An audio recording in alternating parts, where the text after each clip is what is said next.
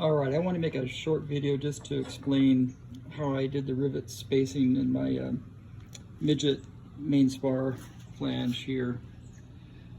What I did was I took a piece of scrap .090 thick aluminum, and then I cut and finished a straight edge and riveted it along.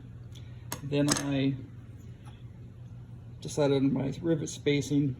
At first drilled just 2 of the holes and then placed the part against the fence here, and then drilled holes in the center, and then I used that same set of holes and I drilled 2 more sets in the stainless steel just in case I ended up wearing out the holes. I'd have that spacing for once and all. And then I went ahead and I came up with a spacing. I think here it was like 1 3/8, and then I changed it up over the ends. But then when I went back and measured the spacing on the ribs, they're slightly different from bay to bay just because of how this skin fits. So I ended up with 3 different spacings and symmetric on each side because I had both wings here, left and a right.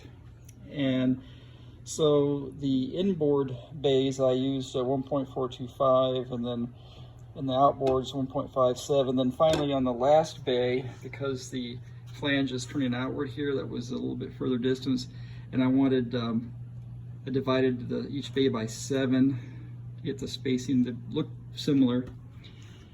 And then did the same thing, riveted the fence on here, and then as you line it up on the flange, you can then move it. And I also, because I was afraid I would forget, labeled the spacing because it'd be awfully easy to make a mistake and put the wrong spacing in the wrong place. So did that. I made another one just in case I wore out the holes, and I every once in a while you'll have a case where in between, in the middle, you may have to kind of compromise. So I wanted to have another option also, again, in case I wore out these holes. So I made a couple of these, and then of course I keep this for my universal spacing, so that butt joint that goes from the forward skin here to the aft skin back there.